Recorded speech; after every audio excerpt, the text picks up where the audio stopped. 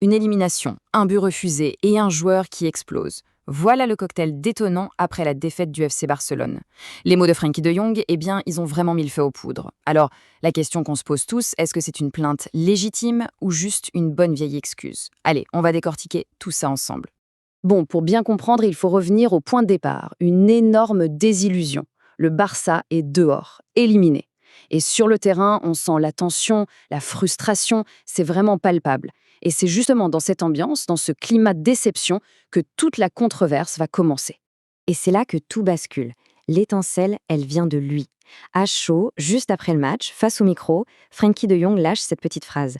Pour moi, il n'y avait pas hors-jeu. C'est tout, une phrase toute simple, mais une phrase qui vise directement l'arbitre et qui évidemment lance un débat absolument enflammé.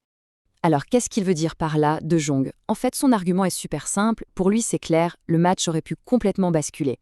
Il est convaincu qu'une décision de l'arbitre, une décision clé, a privé son équipe d'une chance de l'emporter. C'est vraiment le cri du cœur. On sent qu'il est encore à fond dans le match, dans le feu de l'action. Donc au fond, sa plainte se résume à une seule question. Est-ce que le Barça a été victime d'une injustice? Et pour lui, il n'y a pas de débat. La réponse est oui, un grand oui.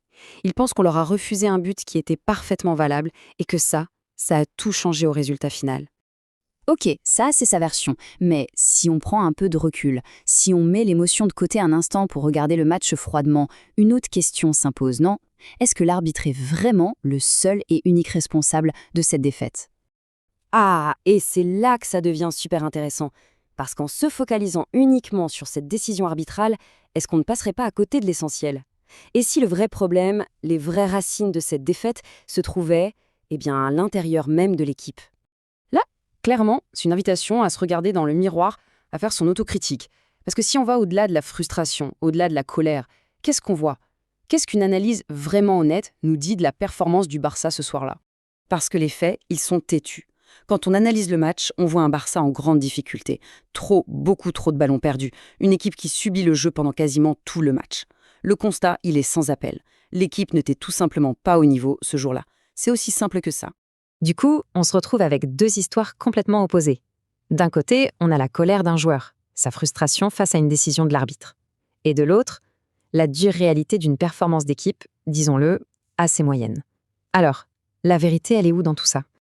Et voilà, on est au cœur du problème. D'un côté, le point de vue de De Jong, un but refusé, c'est précis, c'est une injustice qu'il a ressentie. Et de l'autre côté, la performance globale du Barça, des faiblesses collectives qui ont duré tout le match.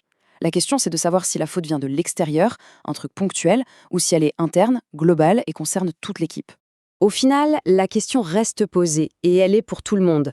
Les mots de Jong, est-ce que c'est le cri du cœur d'un compétiteur qui se sent volé, et on peut le comprendre, ou est-ce que c'est, peut-être, une façon de chercher des excuses, de détourner l'attention des vrais problèmes de l'équipe? Tout l'enjeu du débat est là, à chacun de se faire son opinion.